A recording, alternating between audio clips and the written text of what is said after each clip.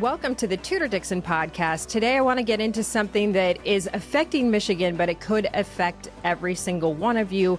And you may not even know that this is happening, but we have these organizations. You've heard me talk about them before. When we talked about the Woke-topus, and this is kind of like an extension of that, because there are these outside groups, we call them, that come into states. They don't necessarily have anything to do with the state or people that live there, but they try to pass these radical agendas that they want to pass across the country. And they got Michigan on one of these. It's called One Fair Wage. It always sounds lovely. That's the other thing about it. They always name them something phenomenal. And everybody's like, yes, of course, I would love one fair wage. Why would I not agree to this? So in Michigan's case, they came into our state. They wanted to put a ballot initiative on the ballot. They went around and they talked to people about signing, because you have to have a massive amount of signatures. So they went out and they gathered signatures and they said, wouldn't you like to see everybody have at least $13 an hour or more? And of course, people were like, yeah, why wouldn't I? Yes, I will sign up for that. Well, ultimately, once you get into the fine print of the ballot proposal, which did pass in Michigan in 2018, a lot of really negative effects happened because of this. And so the best person I thought I could bring on today is Michigan State Representative Bill Schuette to come and talk about what happened in Michigan, but from a national standpoint of what could happen to all of us. So State Rep Bill Schuette, thank you so much for being on today. Awesome, Tudor. Really appreciate the opportunity to talk with you. And you're right, attempts by groups like One Fair Wage to try and take what is a failed economic model of states like, California that have really driven population away from their state, driven up costs. Trying to import that into Michigan is the wrong model, but they're trying it here yet again. So to break this down a little bit for people to totally understand, what they came in and said is we're going to have this one wage and the idea and paid time off. So this affects wages and paid time off. And they made this sound beautiful, like, oh, there are people that are being discriminated against in restaurants and they should have minimum wage. Now, I don't know your experience, but my experience, and I've talked to several servers across the entire state of Michigan, they are devastated by this. They are scared to death because they have the wage. And then my understanding, you can correct me if I'm wrong, is that they have their wage of, I think it's $4.01 per hour, and then tips. And then if they don't get the tips to get them to minimum wage, the restaurant makes them whole. But our servers are telling me some of them make 80 to 100 to more per hour because of tips. And if they are then beholden to this minimum wage, they're a minimum wage worker. And this is devastating to them. Absolutely. And really what One Fair Wage did here is just layers of really bad policy and shows the infiltration of the left into different aspects of advocacy in our state politics. So in 2018, you're exactly right. They went around, collected all these signatures telling people, well, do you want to raise the minimum wage? And you want to guarantee sick time for employees? Most people would say, yeah, raising the minimum wage. Understand why someone would want to do that. Guaranteed sick time. Understand why they'd want to do that. But the devil is in the details, and in the ballot language, in this massive document that they were telling people to sign, included things like eliminating the tip credit. And by eliminating the tip credit, you're basically robbing servers of their hard-earned tips, which are income that helps them, pay for their children's education, balance their family budget. And it's incredibly detrimental. We've heard from hundreds of restaurant servers across Michigan talking about how damaging One Fair Wage's initiative would be to their bottom lines. And then on the sick time portion of it, already more than 80% of small businesses in the state of Michigan provide some form of paid time off and guaranteed sick time. So most workers are already having opportunities to receive that type of leave. What One Fair Wage wants to do is so that every employee, your first day on the job, you get 3 days of no call, no show attendance in your job. And imagine, you're a 911 dispatcher and you get off your 24-hour shift, and then the person who's supposed to, replace you does a no call, no show and doesn't show up. You're trying to go to the emergency room, and the doctor that you're hoping takes care of you is no call, no showing. That's really detrimental, and that's what One Fair Wage wants to put in place in the state of Michigan. Well, so I heard this. I mean, it goes even beyond that. So on Monday night, we went to I guess I would say it was kind of like not a rally, but a couple of our restaurant owners had a town meeting where they had a town hall. They had 5 legislators there, and all of the restaurants, but also local small businesses came because of the paid time off situation. They were all outraged. How could this happen? To your point, like I think about our foundry. And I mean, we had a situation where oftentimes you would have someone no call, no show. And to be honest with you, in that situation, it is hard to find workers. The workers have they're in a much better position than I think they ever have been in this country, because the employers really have to cater to the workers. And we've seen this even more so in the recent years. I mean, I even went to a chamber meeting where the chamber was like, hey, you've got to accommodate what your workers want. Some of them want to come in at 10 a.m. You have to accommodate that. And it has created a challenge for workers or for employers. But I think about the foundry. I would have on one molding line, I would have 3 guys running the molding line. If I have 2 guys no call, no show for 3 days in a row, that molding line doesn't run. If that molding line doesn't run, you have guys that are affected all across the foundry, because you've got you can't melt the metal, you can't pour the metal, you can't finish the castings. The whole thing slows down. You've got customers that are in trouble. You've got fines if you've got military contracts, so you're racking up fines. This is an impossible way to run a small business, but also it goes beyond that. So obviously you have situations where you have no call, no show, you fill them in, you work around it. But this is saying for 3 days, you can no call, no show. And the business has no presumption of innocence if they fire you. So if you fire this person, they can come back and sue you and win. Yeah, and they'll probably hire some out of state far left attorneys from California to do so in a class action lawsuit. And it's and you hit the point exactly right, Tudor, in that the groups like One Fair Wage, they want to say, oh, this is your C-suite executives versus the working people. And no, everybody hurts. The people who get hurt the most by One Fair Wages initiative are restaurant workers, are people who are not going to get their hard-earned tips as part of their income, and the good employees, the people who want to do the job, who are then hurt by people taking advantage of this system that One Fair Wage stacks up. So it's really just an example of an out-of-state liberal activist group hijacking our ballot initiative process and then convincing the state Supreme Court to put this into place without it even going to the voters in the first place. So it is just again a nefarious nexus of bad liberal influences in our state government. And this is why you have to be super vigilant when you are looking at that ballot, because you'll see something on the ballot.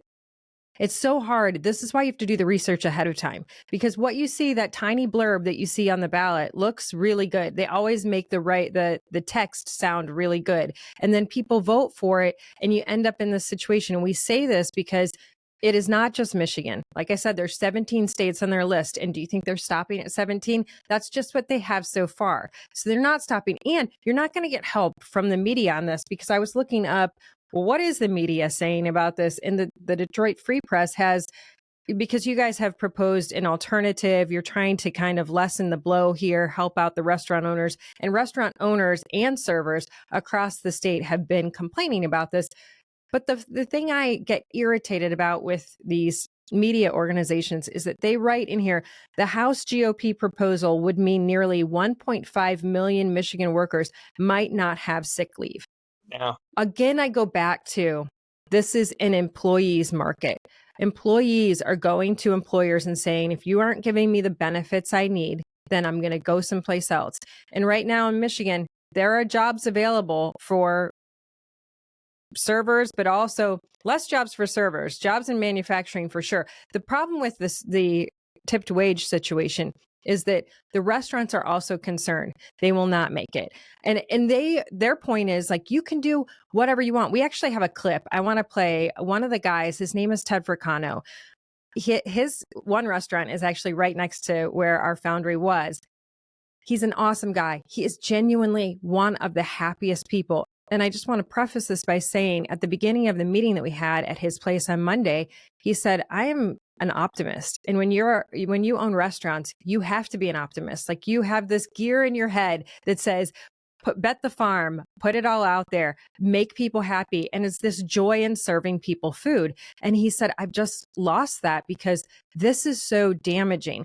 But he was making a point to servers when he said this. So I want to play this clip so you can hear it, and then we'll talk about it. The staff has the ability themselves to determine their own wage. Do not look at the government for what you're going to make every hour. Be far more ambitious to say, I am not going to look to the government to determine my minimum wage. I'm going to look at what is within myself to, with hard work, dedication, and prayer, to go and win.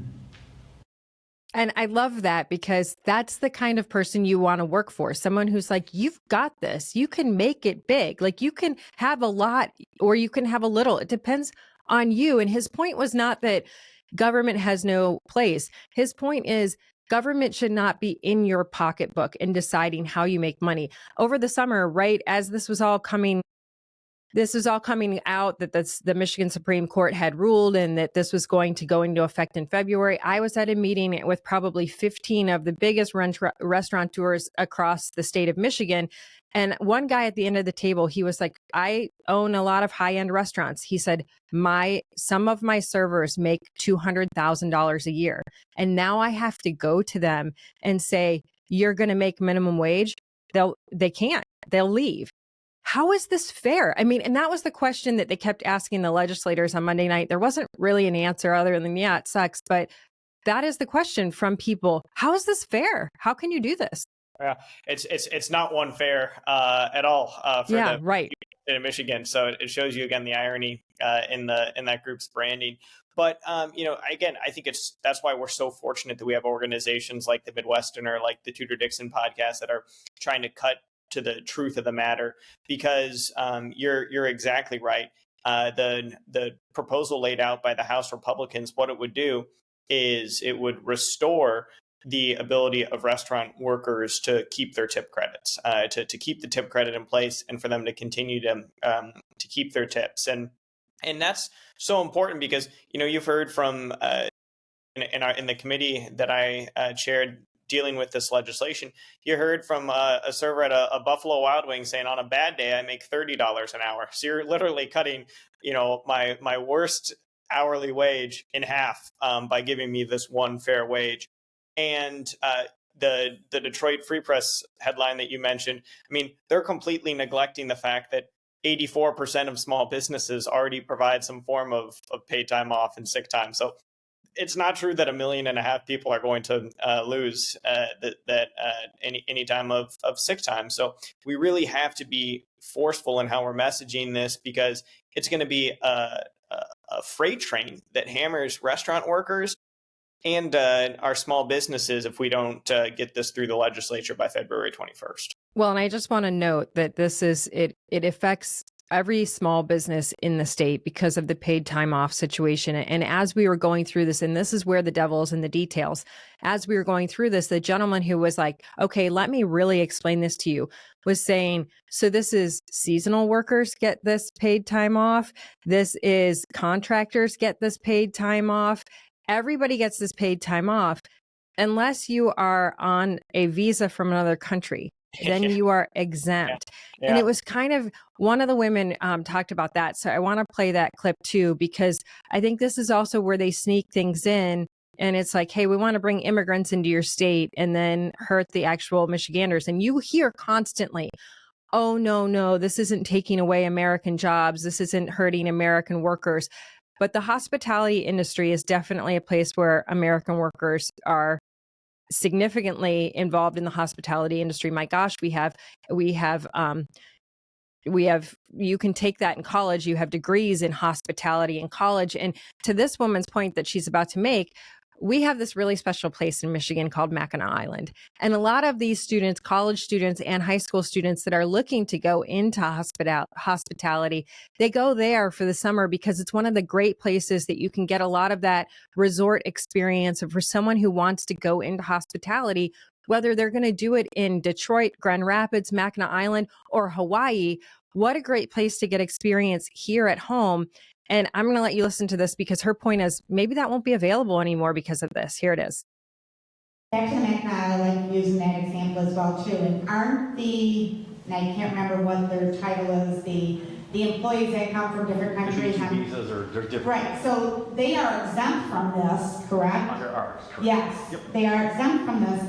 And what I see, what kind of scares me about that, of course now Mackinac Island is totally going to bring all those employees to work, and all these college kids who are here, residents of our own great state, Michigan, pure Michigan, our great campaign we have, they're not going to get jobs up in Mackinac Island. They want to go into the hospitality industry. What a great place to go. I have some personal friends who did that throughout college, and they go up there still now all the time. But now those businesses will not hire Michiganders to go up there and work because let's hire these people from other countries.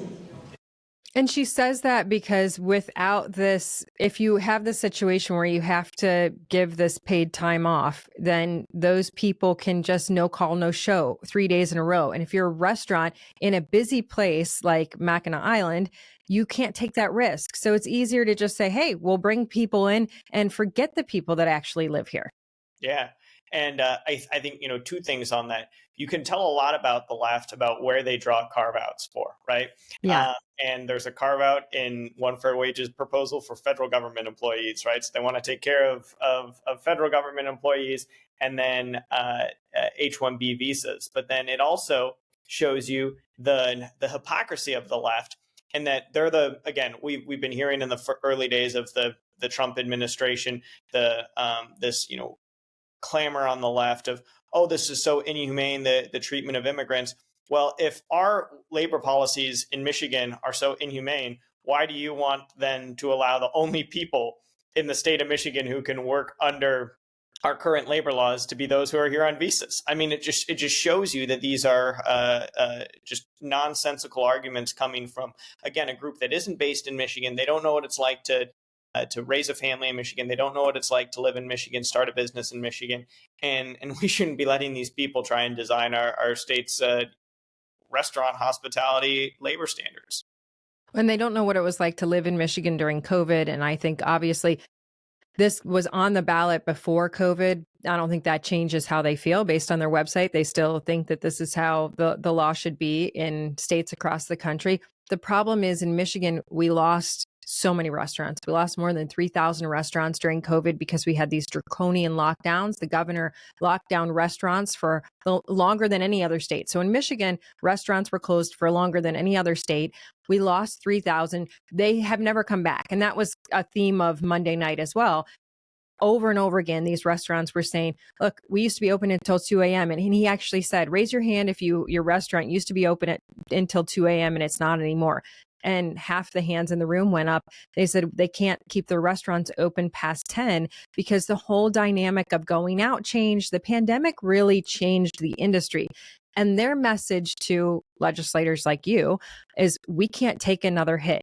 We literally can't. And my conversation with these guys is like, restaurants are the community. If you look at your community, the heartbeat of your community is where you celebrate your kids' grades, where they want to go for their birthday, where you have your business meetings, those memories. I mean, even when my mom talks about her hometown in Pennsylvania, she's like, oh, I'd love to go back there and eat there one more time, because those are the great memories. You have positive reactions to the food that you eat that someone made for you. And one of our local restaurants, he was saying to me, that's exactly how I feel. And I feel like, why should the government come in and tell me how I'm going to run my business? He said, I have customers who get sick and I take the food to their house, and I've actually eaten a meal with my customers at their kitchen table. And he's like, but the government says that they want to tell me what I can do.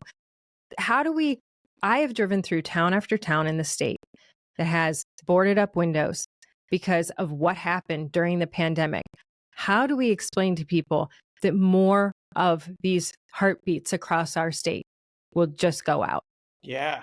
And, I think you hit the nail on the head again, in that there's really no industry that was as acutely hurt by COVID and the draconian shutdowns you saw from Gretchen Whitmer than our restaurant industry, and just completely decimated. And again, mind you, they were rules for everybody else, while the governor would go, have drinks in Lansing bars. But the restaurant industry has been hammered, and then this would just be another blow that just really unfairly targets the industry. I think the most powerful arguments that we can bring is look at other places where one fair wage has been successful in implementing its policies. The District of Columbia and Chicago, two places that are known to have had thriving restaurant scenes and a very professional hospitality sector where servers would make great money on tips and really provide a great living for their families based on that source of income. After it's passed in both of those cities, just completely decimated the restaurant industry. You've seen restaurant closures. You've seen moving to quick serve style of restaurants and table service. So fewer jobs, restaurants closing, and less tip income. And you're seeing, and again, District of Columbia is not exactly a conservative, heartland, and you're seeing them take steps to roll this back because of the consequences. And then Massachusetts is the last state where this most recently was on the ballot. Again, not exactly a state we associate with conservative policy. It was defeated in Massachusetts based on the examples that people witnessed in the District of Columbia and in Chicago. That's why we need to make sure that the legislature acts before February 21st and fixes this. Well, and look at what Democrats have done in the state of Michigan, and these radical policies have done in the state of Michigan. You spend every day in Lansing, you see there are no restaurants in Lansing. The first time, so we had two Big B's. For those of you who don't know, it's like it's kind of like a Starbucks. It's a Big B coffee, and no Starbucks down there. Two Big B's, one in the House building, one in the Senate building. So the first Big B closed a few years ago, and I remember being like, that's significant. I mean, when you're in the government, like you're in the capital of the state, and the coffee shop closes, that means you're doing something wrong. But like what we have just seen this week with Donald Trump calling everybody back to the government buildings, Whitmer sent everybody home from the government buildings. Shocking. I know this is going to shock you, but when people don't fill those buildings, businesses that are in the town cannot survive. So the second Big B closed just this past year. And I believe, in my view, that is very indicative of where we are as a state. And I know that may be a silly metaphor for the state, but when you lose your two coffee shops where all the legislators are getting together and having to make big decisions, it's meaningful. And yet I found it interesting the other day when we were having this conversation, these restaurant owners, they kept saying, why, where's the logic in this? What will you do? How can you stop this? And there was a battle back and forth because we had a Democrat there and four Republicans there. And there were some discussions of how do we bring this to the table and how do we get these bills passed? But not one legislator said, we really wish the governor would get involved. The governor is not even in the state. She's on another book tour, which I think is so pathetic. Here is a woman who wrote a 3-page book, and then she wrote a teenage version of the 3-page book. And then she went on a book tour the first time because she thought she could become president. Now she's on a book tour the second time when there is truly a crisis. And this is a significant amount of our workers in the state who are saying, we are about to hit a crisis February 21st. The legislators didn't even act like they had any type of connection to the governor. The governor is so disconnected from the state. No one even thinks about her. Why? Why is she not around? Yeah. And, this is an area where we particularly need the support from, we have split government in Lansing right now. House Republicans passed a common sense solution, but this is sitting in the state Senate right now. And this is an instance where the governor stepping up and saying, we need to get this done. I would sign the House Republican bill. That would be really helpful. I bet you there's thousands of restaurant workers and small family-owned small businesses across our state that would really appreciate that type of leadership.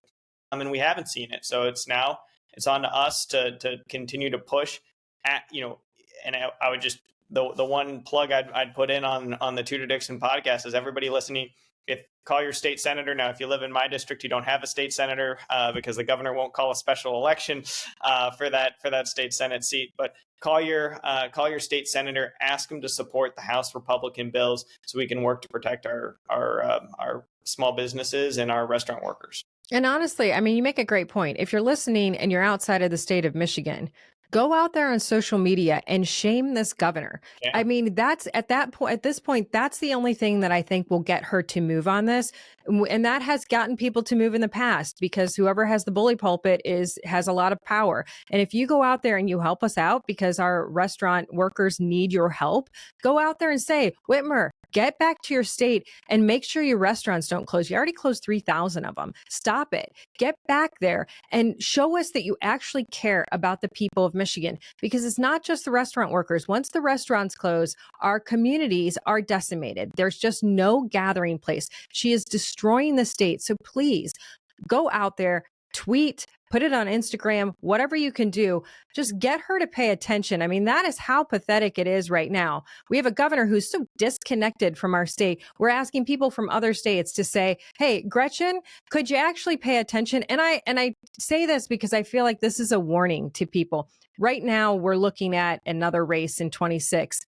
Michigan is a swing state. So you'll notice that people from Michigan tend to go to Washington, D.C., and that's because they have more of a national presence. Because when these big races, like the 24 race that we just went through, the presidential race, when these big races happen, the people in swing states, suddenly they become national figures. So Gretchen Whitmer was out on the bus every day, posting her videos of her Dorito communion and all that BS.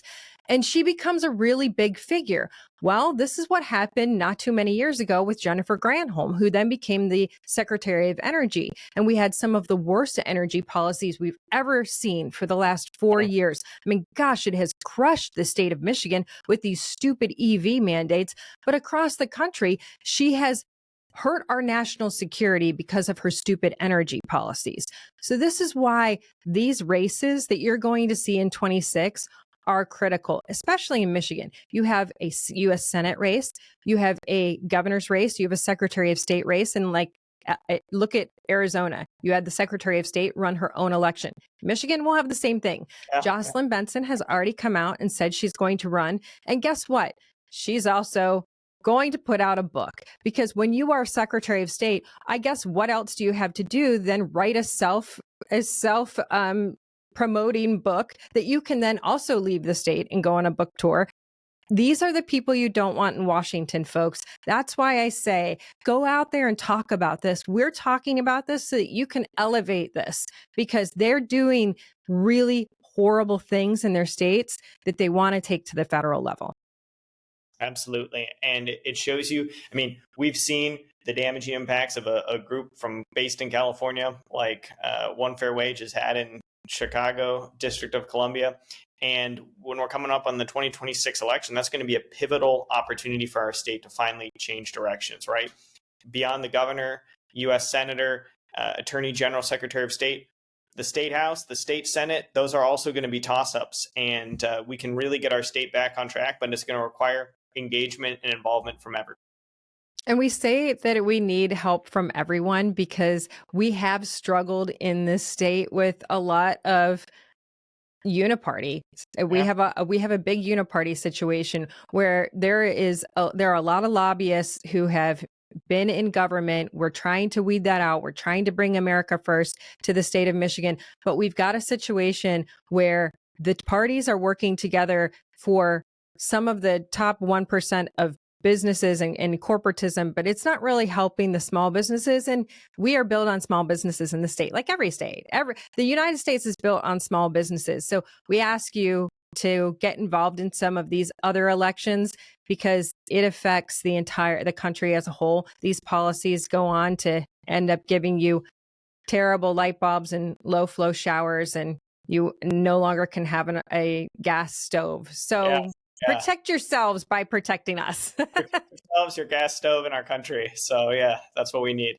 Yes, absolutely. Well, I will end on, there's also a special election that needs to be called in your area. And that's another thing that we can kind of shame this governor for. I know she's not calling it because she has the potential of having a tie in the Senate. And it's funny to me. She's not here. She doesn't seem to care about what she's going to do with her last 2 years, but she clearly doesn't want anybody else to have a decision on what she's going to do. So another thing she should do, she should call that special election, shouldn't she? Yeah, absolutely. I mean, you think about, why did the American Revolution start? It was taxation without representation. Well, right now there's, almost 300,000 residents, small businesses in the Great Lakes Bay region, my part of the state, that is unrepresented in the state Senate. And when you have major legislative issues like this tip credit and sick time issue in front of the state Senate, these small businesses, these workers are unrepresented. And so the governor needs to do the right thing and call a special election. Absolutely. I mean, it's disgusting to think that people are hanging in their lives and their livelihoods are hanging in the balance because they don't have somebody to stand for them. And she's enjoying New York City, probably on the taxpayer dime. I think it's pathetic. Yeah. Better than Spain. So yeah. Yeah. Well, right. That was Thanksgiving. Now, we could go through all of her breaks. Thanksgiving, we paid for her to go to Spain. In the summer, I think she's had a lovely 2-week tour of Japan where she went. And I just have to say, this is a great example of Democrats. She went and she was all like, I'm going to Japan because I'm going to bring manufacturing back to Michigan. And she goes to a robot company. And literally, she is in the picture by herself because this company builds robots to make sure nobody has to work in a manufacturing facility before. I mean, I used to go to all of the big conventions where they would be like, we can come into your factory and get rid of the people. That's where she went. This is the company she went to. I'm like, read the room. She knows nothing about small businesses. So I thank you for being out there and speaking on this. Representative Bill Schuette, we expect to see great things out of you, but thank you so much for being on today. Really appreciate the opportunity. Thank you, Tudor. Absolutely. And thank you all for joining us on the Tudor Dixon Podcast for this episode and others. Go to TudorDixonPodcast.com, the iHeartRadio app, Apple Podcasts, or wherever you get your podcasts, and join us next time. Have a blessed day.